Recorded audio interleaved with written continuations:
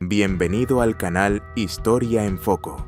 Te invito a suscribirte a nuestro canal para no perderte más videos como este. Disfruta del video. A galope por un paisaje polvoriento y agreste, dos jinetes avanzan con sincronía perfecta.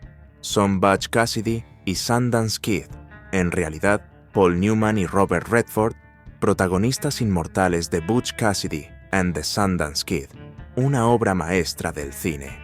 Como líder del Wild Bunch y compañero de Sundance Kid, se hizo famoso por robar bancos y trenes en el viejo oeste. Astuto y carismático, solía compartir parte del botín, ganándose la imagen de un Robin Hood. Cassidy simbolizaba la libertad indomable y el desafío a un sistema que dejaba poco espacio para soñar. Su leyenda aún cabalga entre polvo y balas. Lo que distinguía a Butch Cassidy era su increíble capacidad para evitar ser capturado durante años y su estilo no violento, poco común entre los forajidos. A pesar de sus delitos, su verdadera ambición era vivir como un ranchero respetable, lejos del alcance de la ley.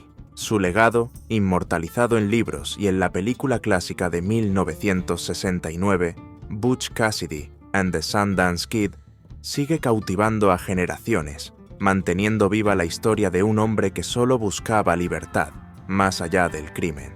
Butch Cassidy nació el 13 de abril de 1866, en un remoto valle de Utah. Hijo de inmigrantes mormones y uno de 13 hermanos, creció entre campos, armonías de armónica y la calma de una vida rural guiada por la fe. A los 14 años, Robert dejó su hogar y conoció al cuatrero Mike Cassidy, quien marcó su destino. Tomó su apellido y, trabajando como carnicero en Wyoming, nació el apodo Butch. Así comenzaba la leyenda del forajido más famoso del oeste. La carrera delictiva de Butch Cassidy comenzó casi por accidente. Alrededor de 1880, siendo aún un adolescente, llegó a un pueblo con la intención de comprar ropa, pero la tienda estaba cerrada. Decidido a no marcharse con las manos vacías, forzó la entrada, tomó un par de pantalones vaqueros y dejó una nota con un «Yo pagaré». A los 21 años, Butch Cassidy se trasladó a Telluride, Colorado, donde conoció a Matt Warner, un vaquero con gusto por la adrenalina y el dinero fácil. Comenzaron compitiendo en carreras con el caballo de Warner, ganando apuestas en eventos locales. Pero pronto, la ambición los llevó a buscar recompensas mayores. En 1889, llevaron a cabo su primer asalto a un banco. Junto a Matt Warner y los hermanos McCarthy, Butch Cassidy robó $21,000 del San Miguel Valley Bank, una suma considerable en aquellos tiempos. Sin embargo, el botín no duró mucho. Fue rápidamente gastado en burdeles, cantinas y todo tipo de placeres fugaces. El derroche marcó el tono de lo que vendría después. Butch Cassidy fue arrestado por robo de caballos y pasó 18 meses en prisión. Lejos de reformarse, salió con más hambre de aventura. Desde entonces, sus robos se volvieron más audaces y calculados, forjando la fama que lo convertiría en leyenda del oeste. Tras salir de prisión, Butch Cassidy reunió a un grupo de forajidos y formó la famosa banda Wild Bunch, cuyo nombre fue inspirado en la Doolin Dalton Gang. En agosto de ese mismo año, llevaron a cabo su primer gran golpe, el robo a un banco en Montpelier, Idaho. Lograron huir con $7,000, iniciando así una cadena de atracos que pronto convertiría a la Wild Bunch en una de las pandillas más temidas y conocidas del oeste estadounidense. Desde su refugio en Robert's Roost, un lugar remoto en Utah, Butch Cassidy y su banda organizaron asaltos por todo el oeste estadounidense. A diferencia de otros forajidos, Cassidy se esforzó por mantener una imagen no violenta, presumiendo de no haber matado jamás. Adoptó una actitud similar a la de Robin Hood, robando a los ricos y compartiendo parte del botín con los más necesitados. El mayor atraco de Butch Cassidy ocurrió cuando la Wild Bunch asaltó un tren de pasajeros de Union Pacific. Se llevaron hasta $60,000, una suma enorme para aquellos tiempos. El golpe atrajo la atención del gobierno federal, que respondió contratando a la célebre Agencia Nacional de Detectives Pinkerton para rastrear y capturar a Cassidy y su banda. A finales del siglo XIX, llamar la atención de la Agencia Nacional de Detectives Pinkerton significaba estar en serios problemas. Famosos por su eficacia, los Pinkertons eran expertos en rastrear criminales y también ofrecían protección presidencial, siendo el precedente directo del futuro servicio secreto. A los 33 años, Butch Cassidy comenzaba a sentir el agotamiento de vivir siempre a la sombra de la ley. Su rostro aparecía en carteles de "Se busca", pegados en oficinas de correos a lo largo del oeste, acompañado de recompensas tentadoras. Cassidy solicitó oficialmente una amnistía al gobernador de Utah. Fue un intento sincero de empezar de nuevo, aunque las cicatrices de su fama ya eran difíciles de borrar. Sin embargo, tras robar otro tren de la Union Pacific, Butch Cassidy y el Sundance Kid dejaron atrás cualquier posibilidad de redención. Aquel golpe fue la gota que rebalsó el vaso, obligándolos a huir sin mirar atrás.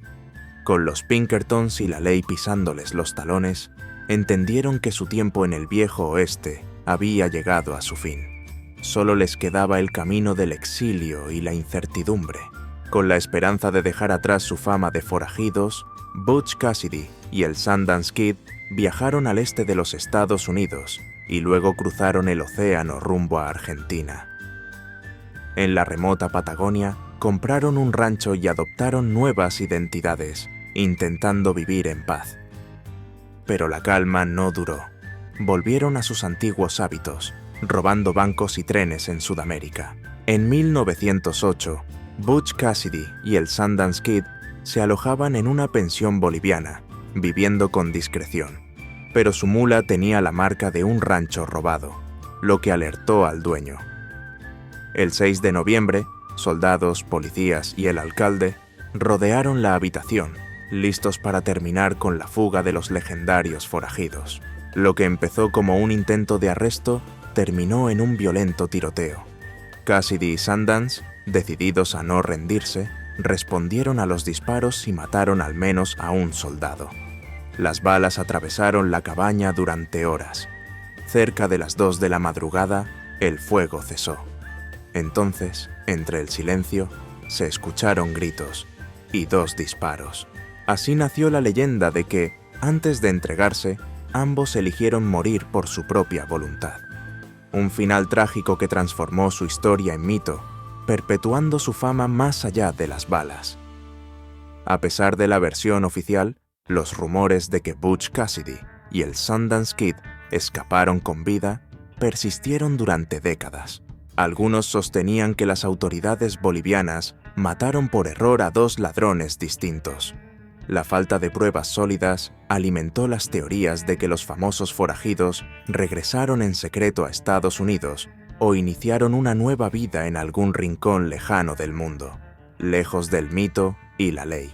Incluso su hermana, Lula Parker Bettenson, aseguró que Butch Cassidy regresó a los Estados Unidos y vivió en secreto hasta 1937.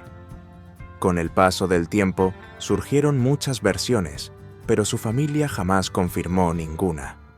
Prefirieron guardar el misterio, convencidos de que Cassidy, al final, encontró la paz.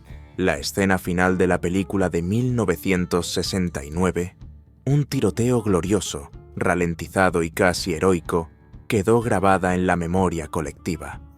Pero la verdad, como ocurre con las leyendas, está envuelta en sombras. Aunque Jesse James suele ser visto como la personificación del viejo oeste, su fama de justiciero heroico está más cerca del mito que de la realidad. La visión romántica de un forajido noble, popularizada por el cine, distorsiona quién fue realmente. James no era un defensor del pueblo, sino un criminal despiadado, cuyas acciones violentas y motivaciones personales fueron muchas veces disfrazadas de rebelión política. Antiguo guerrillero confederado, Jesse James convirtió la violencia en su sello, forjando una reputación temida que marcó el inicio de décadas de anarquía en el oeste. Tras su muerte temprana, fue retratado como un Robin Hood estadounidense. Pero esa comparación es más mito que verdad. Jesse Woodson James nació en Missouri el 5 de septiembre de 1847, en un país dividido por la esclavitud. Su padre, Robert James, era un predicador de Kentucky que poseía esclavos y viajó a California buscando fortuna durante la fiebre del oro. Murió en el intento, dejando a su familia en una situación precaria, y a Jesse marcado por la pérdida y el conflicto desde temprana edad. Tras la muerte de su padre, la madre de Jesse regresó a la granja familiar en Missouri, donde apoyaron a los guerrilleros pro-esclavistas durante la violencia de Bleeding, Kansas. Jesse creció en medio de ese caos. Tropas de la Unión torturaron a su padrastro y azotaron a Jesse, de tan solo 16 años, hecho que marcaría el inicio de su camino como forajido. Tras ser azotado por tropas de la Unión, Jesse James se unió a una milicia confederada liderada por Bloody Bill Anderson. A muy corta edad, participó en masacres brutales. Al terminar la guerra, su familia perdió poder y riqueza. Junto a su hermano Frank, Jesse optó por el crimen. Tras la muerte de su mentor, lideró la banda, dejando una huella sangrienta con asaltos y asesinatos que lo hicieron leyenda. La notoriedad de Jesse James aumentó gracias al Kansas City Star, un periódico pro-confederado que se oponía a la Reconstrucción. Su editor lo presentó como un símbolo de resistencia, usando sus crímenes como propaganda contra los republicanos. Con amplia cobertura, el periódico ayudó a construir su imagen de héroe popular. Liderando la banda James Younger, Jesse aprovechó la fama para construirse como un héroe confederado. Realizaron numerosos robos a bancos y trenes, muchos de ellos con un estilo teatral y desafiante. En algunas incursiones usaron capuchas del Ku Klux Klan, no por ideología, sino como provocación directa a las autoridades federales. «No somos ladrones», escribió alguna vez Jesse James. «Somos asaltantes audaces. Me enorgullece el título, pues Alejandro Magno lo fue, y también Julio César y Napoleón Bonaparte». En esta frase, James dejaba clara su visión. No se consideraba un simple criminal, sino parte de una línea de figuras poderosas que desafiaron imperios. Las actividades criminales de los hermanos James atrajeron a la agencia Pinkerton, encargada de capturarlos. La persecución culminó en un ataque trágico a la granja familiar. Una bomba incendiaria mató al medio hermano menor de Jesse e hirió a su madre. Con el tiempo se supo que el ataque fue premeditado, lo que provocó indignación popular. Tras el ataque de los Pinkerton a su hogar, Jesse James desató una ola de violencia, persiguiendo y matando a quienes creía colaboraban con los detectives. La banda James Younger se volvió más estratégica, enfocando sus robos en bancos vinculados a republicanos. Uno de los momentos clave fue el asalto al banco de Northfield, en Minnesota, donde el intento de atraco terminó en caos. Durante el asalto, un valiente empleado del banco mintió diciendo que la caja fuerte tenía un temporizador y fue brutalmente golpeado. Afuera, los habitantes del pueblo sospecharon y estalló un tiroteo. La banda tuvo que huir. Frank James buscó una vida tranquila en Virginia, pero Jesse no pudo soltar el pasado. Formó una nueva banda, aunque ésta se desmoronó rápidamente por la falta de lealtad y los fracasos constantes. Hacia el final, solo Charlie y Robert Ford seguían junto a Jesse James. Impulsados por intereses propios y una recompensa de $5,000, los hermanos decidieron traicionarlo. Mientras Jesse acomodaba un cuadro en la pared, Robert le disparó por la espalda, poniendo fin de manera fría y calculada al reinado criminal del forajido más legendario del viejo oeste. Esa mañana, Jesse James, sospechando peligro, llevó sus revólveres al desayuno y se puso a limpiar un cuadro polvoriento. De pie sobre una silla, desprevenido, Robert Ford se acercó por detrás y le disparó en la nuca, acabando con su vida al instante. Pero cuando los hermanos Ford presentaron el cuerpo para reclamar la recompensa, no fueron recompensados como esperaban. fueron arrestados por asesinato. Los hermanos Ford fueron condenados, pero luego indultados y recompensados por el gobernador. Jesse James fue mitificado como héroe, aunque la historia diga lo contrario. Hoy, el lugar de su muerte tiene un pedestal conmemorativo, y su casa fue trasladada a St. Joseph's, donde miles de personas la visitan cada año. Desde sus primeros robos hasta su muerte repentina, Billy the Kid se convirtió en una figura mítica del viejo oeste. Su leyenda, marcada por tiroteos, fugas y juventud indomable, ha perdurado con los años. Así como Wyatt Earp representa la ley, Billy encarna al forajido por excelencia, un símbolo rebelde que sigue cautivando generaciones. Su vínculo con los Regulators durante la Guerra del Condado de Lincoln y sus increíbles fugas terminaron con su muerte a manos del sheriff Pat Garrett, sellando su lugar en la historia popular. Pero, ¿cuánto de esa leyenda es verdadera? Entre mitos y hechos, esta es la historia real de Billy the Kid, el joven forajido que se volvió leyenda antes de llegar a la adultez. Aunque es un ícono del oeste, Billy the Kid nació como Henry McCarthy en Nueva York, dentro de una familia católica irlandesa. Su nombre era falso y su origen lejano al desierto. Un bautismo registrado sugiere que nació a inicios de septiembre de 1859. Desde el principio, la vida familiar de Henry McCarthy fue caótica. Hijo de inmigrantes irlandeses, creció en los barrios bajos de Manhattan y perdió a su padre muy joven. Su madre, Catherine, se trasladó con los hijos a Indiana, donde conoció a Bill Antrim. Más tarde vivieron en Kansas y tras casarse con Antrim, se mudaron al oeste. Fue entonces cuando Henry empezó a desviarse del buen camino. La infancia de Henry McCarthy fue marcada por el abandono. Su padrastro, buscador de oro a tiempo parcial, solía ausentarse por semanas, justo cuando su madre enfermó de tuberculosis. Al empeorar su estado, dependía cada vez más de sus hijos. Cuando murió, Antrim estaba lejos y, aunque se enteró de su muerte, no llegó a tiempo para el funeral. Sin familia que lo respaldara, Henry McCarthy quedó solo en el mundo. Intentó ganarse la vida con trabajos honestos, como ayudante en un hotel o en un rancho, pero pronto se metió en problemas. Robó unas pistolas de una lavandería china y fue arrestado. 2 días después, escapó de la cárcel, marcando el comienzo de su vida como fugitivo. Huyendo de la ley, Henry McCarthy se refugió unas semanas en la casa de su padrastro, en Nuevo México. Sin embargo, la relación se deterioró rápidamente.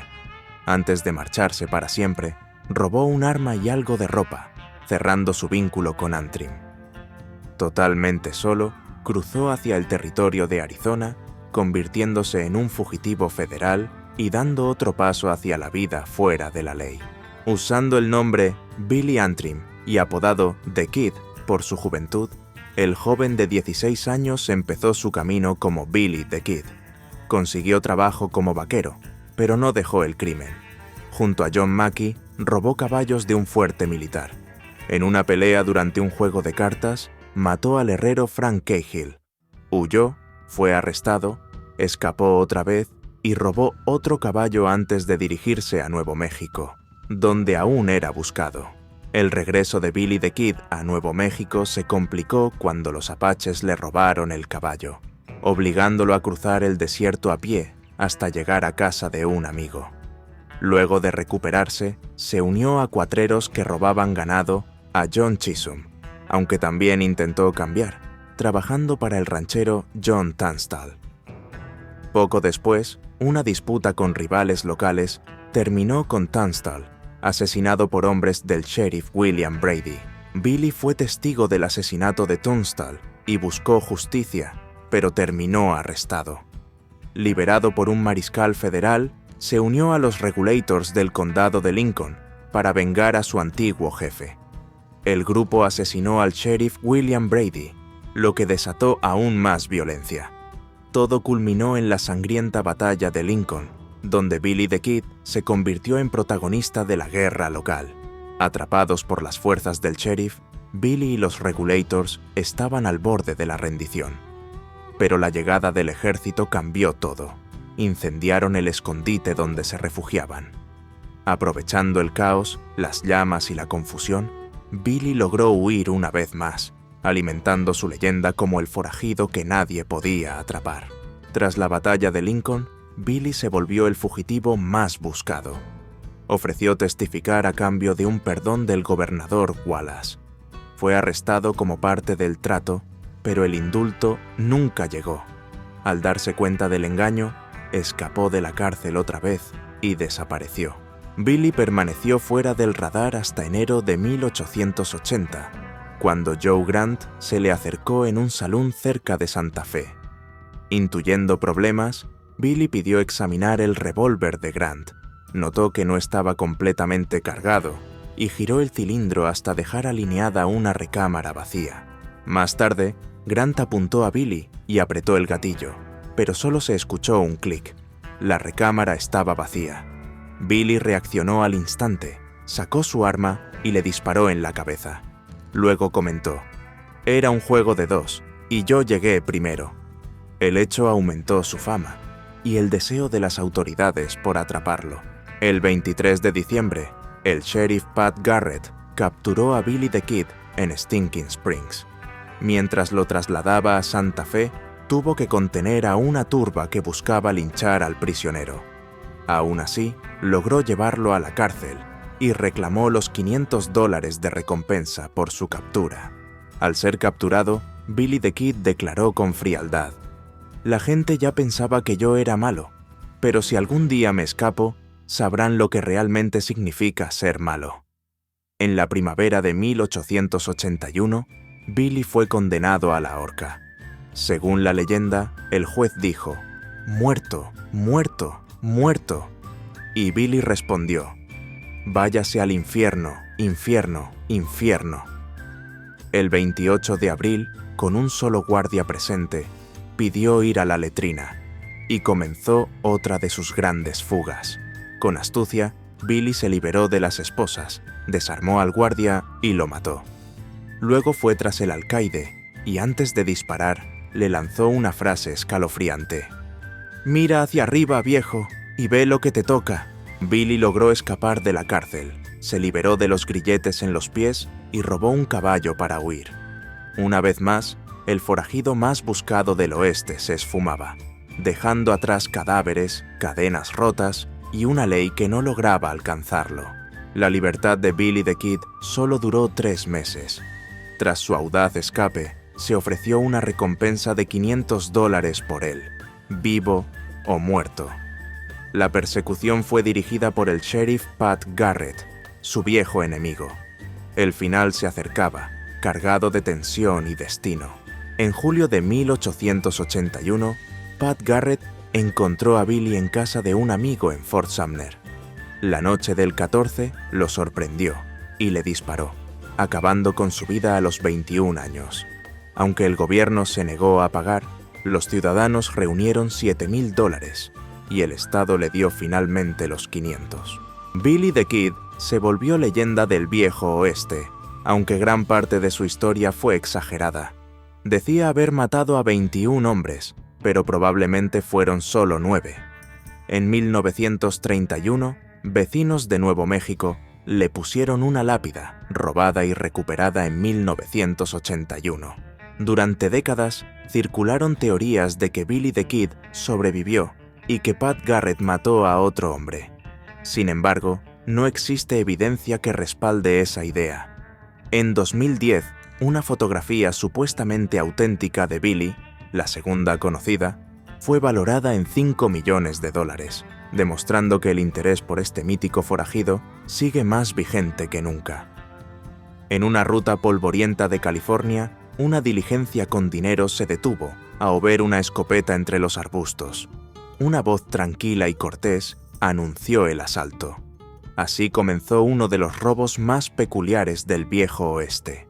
Del arbusto emergió un hombre elegante, con la cara cubierta por un saco de harina con orificios en los ojos.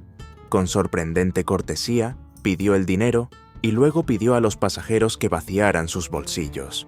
Con el botín asegurado, se esfumó entre las colinas como un fantasma educado del desierto. La diligencia llegó a toda prisa al pueblo más cercano, donde se organizó una partida de caza dispuesta a colgar al ladrón. Pero tras 2 días de búsqueda intensa, el bandido seguía sin rastro. Solo dejó un trozo de papel como tarjeta de presentación, una despedida burlona del forajido imposible de atrapar. En el papel, escrito a mano, había un poema. Aquí me acuesto a descansar, esperando el día de mañana, quizá ganar, quizá perder o una pena que no se acaba. Que venga lo que venga, lo enfrentaré, pues peor no puedo estar. Y si hay dinero en esa caja, será mi bolso el que va a pesar. Era evidente que las autoridades se enfrentaban a un criminal poco común. Black Bart, nombre que Charles Bowles adoptó de un cuento, sigue envuelto en misterio. ¿Inglés o neoyorquino? Nadie sabe con certeza. Lo que sí se sabe es que, como tantos otros, fue tras el oro en California allá por 1849 y terminó escribiendo su propia leyenda. Tras años buscando oro sin mayor suerte, Charles Bowles encontró una vía más lucrativa: el robo. Cambió la esperanza del oro por la certeza del asalto. Se ocultaba entre los matorrales y esperaba pacientemente a que las diligencias costeras pasaran por su trampa perfecta. Con una escopeta en mano, Bowles salía al paso de la diligencia, siempre sereno y sin necesidad de violencia. Con la cooperación del conductor, pedía el dinero y el oro con una cortesía desconcertante. Robaba sin disparar, pero dejaba una impresión imposible de olvidar. A diferencia de muchos asaltantes de diligencias, Black Bart se destacó por su sorprendente cortesía. Aunque su escopeta siempre estaba lista para respaldar sus palabras, mantenía una actitud educada durante cada robo. Era un bandido con modales, tan temido como refinado. En una ocasión, advirtió a un guardia que sujetara su sombrero antes de que una descarga lo volara junto con algo de cráneo y cabello. Amante de las armas finas, llegó a pagar $50 en efectivo por una que le llamó la atención durante un asalto. También era conocido por su trato respetuoso hacia las mujeres, a quienes, según se cuenta, nunca robaba. Un forajido con estilo y principios. Lo más célebre de Black Bart fue su costumbre de dejar poemas en las escenas de sus robos, aunque solo 2 se consideran auténticos.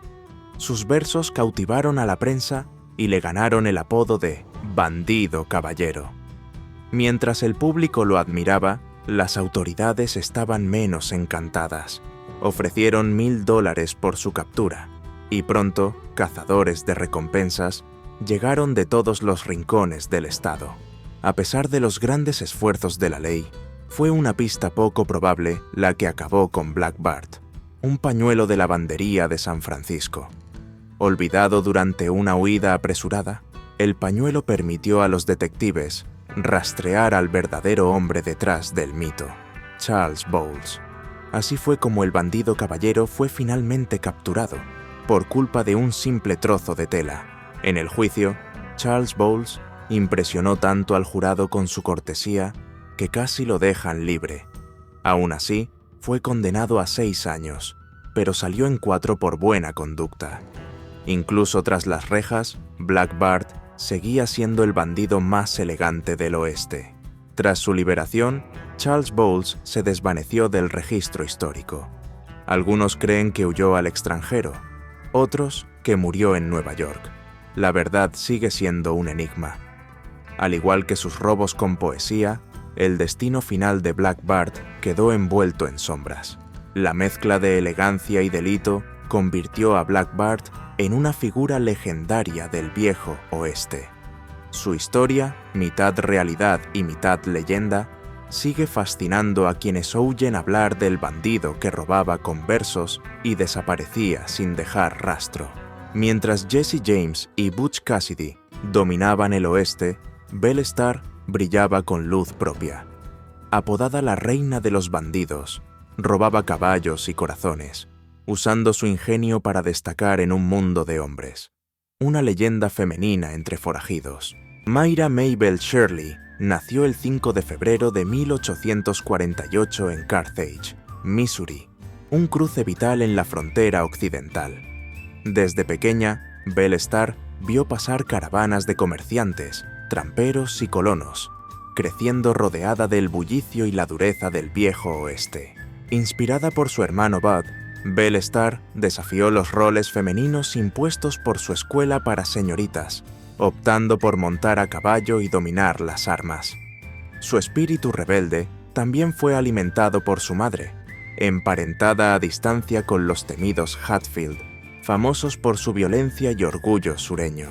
Con el estallido de la Guerra Civil, la familia de Belle Starr apoyó a la Confederación. Su hermano Bud se unió a la guerrilla y ella se convirtió en informante. En febrero de 1863, demostró su valentía al advertirle a Bud sobre un ataque inminente, un acto arriesgado que marcaría su destino para siempre.